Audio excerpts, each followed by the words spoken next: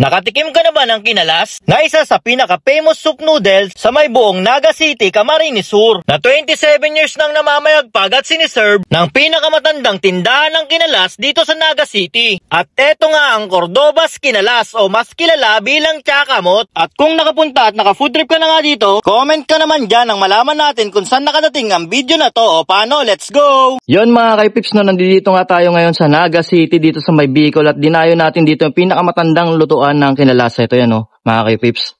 Dito lang yan sa may Cordobas Kinalas. Yan mga kaipips, nandito na nga tayo sa loob ng mga kaipips. Yung presyo pala ng kinalas nila dito mga kaipips, nag-range siya ng 28 to 70 pesos. Ito yung price nila. Yan.